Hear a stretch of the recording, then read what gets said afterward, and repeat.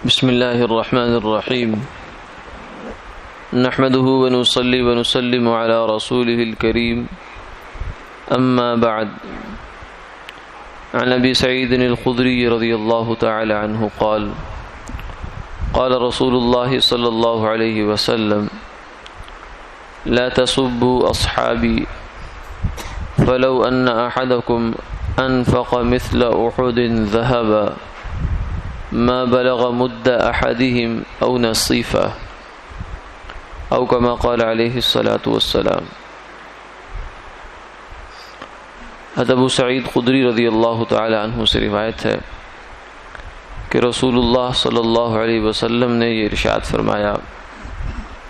کہ تم میرے صحابہ کو برا بھلا مت کہو۔ اگر تم میں سے کوئی آدمی احد پہاڑ کے برابر بھی خرچ کرے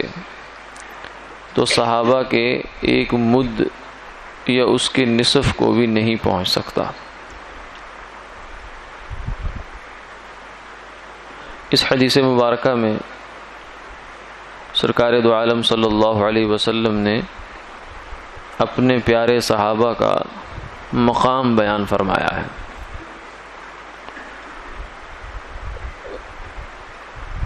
پوری امت ایک طرف ہو جائے جس کے اندر غوث، قطب، ولی، ابدال، بہت نیک نیک ہستیاں جو ہیں وہ بھی موجود ہوں، اور یہ تمام کے تمام ایک پلڑے میں رکھ دیے جائیں، اور کوئی ادنا صحابی، ویسے تو ادنا کا لفظ بھی نہیں کہنا چاہیے لیکن نسبتاً تقابل کے لیے کہ آخری درجے میں جو ایک صحابی ہیں ان کو ایک پلڑے میں رکھ دیا جائے تو پوری امت بھی ان کا مقابلہ نہیں کر سکتی۔ پوری امت کے اولیاء، غوث، قطب، ابدال یوں کہیے کہ ایک صحابی کے جو خاک ہے قدموں کی اس کے برابر بھی نہیں ہو سکتے، اس لیے کہ ان کو اللہ نے وہ شرف بخشا ہے، وہ نیکی کرنے کی توفیق عطا فرمائی ہے جو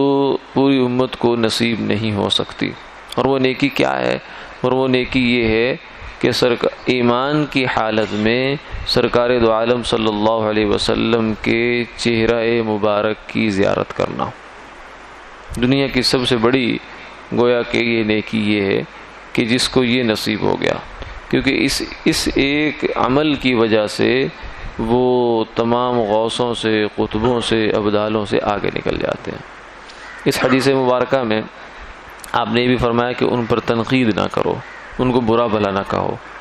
کیونکہ انبیاء علیہ الصلوۃ والسلام تو معصوم ہیں، ان سے تو غلطی ہو نہیں سکتی، گناہ نہیں ہو سکتا۔ صحابہ سے لغزش ہو سکتی ہے لیکن اس کے باوجود فرمایا کہ تمہیں ان پر تبصرہ کرنے کی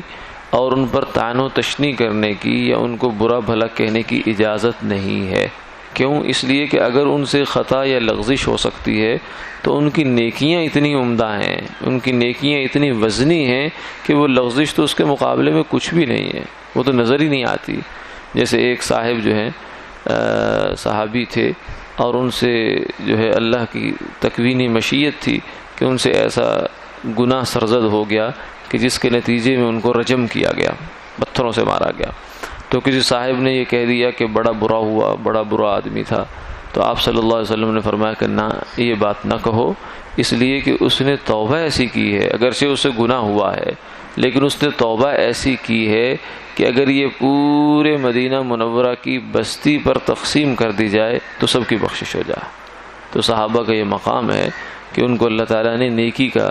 اسی کو اس حدیث مبارکہ میں بیان فرمایا کہ اگر تم لوگ بعد والے آدمی جو قیامت تک آئیں گے وہ احد پہاڑ برابر صدقہ کریں، یہ 2-3 کلومیٹر میں پھیلا ہوا پہاڑ ہے،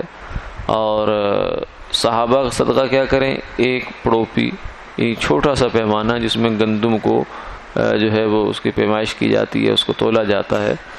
تو اگر وہ اتنا کرے یا اس سے بھی آدھا کر لیجئے، گویا کہ 1 مٹھی یا 2 مٹھی گندم یا جو یا آٹا، اگر وہ یہ صدقہ کرے صحابی کوئی، اور تم احد پہاڑ صدقہ کر لو، تو بھی تم ان کے اجر کو نہیں پہنچ سکتے۔ یہ نہیں فرمایا کہ پھر پہنچ جاؤ گے، احد پہاڑ کر لو، بلکہ یوں کہیے کہ آپ یہ فرمانا چاہ رہے ہیں کہ اگر تم ہمالیہ پہاڑ بھی صدقہ کر لو، K2 کے برابر چوٹیاں جو بلند ہیں، یہ سارا پہاڑ اٹھا کر صدقہ کرو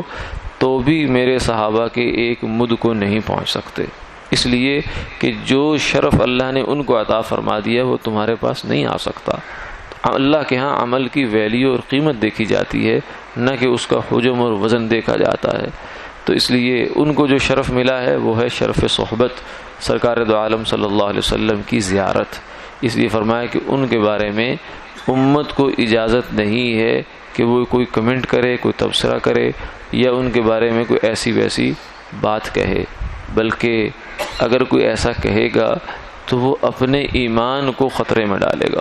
اس لیے فرمایا کہ کسی ایک صحابی کا بغض بھی، دل سے اگر کسی ایک صحابی کے ساتھ بھی آدمی کو بغض ہے، نفرت ہے، تو یہ ایمان کو ختم کر دیتا ہے، ایمان کے لیے بڑی جان لیوا اور نقصان دہ چیز ہے۔ کیوں؟ اس لیے کہ جن سے حضور کو محبت ہے ان سے ہمیں اگر نفرت ہے، اس کا مطلب ہے ہمارے ایمان میں کوئی مسئلہ ہے۔ اللہ تعالی ہماری حفاظت فرمائے اور مقام صحابیت کو پہچاننے کی توفیق عطا فرمائے۔ آمین آمین یا رب العالمین۔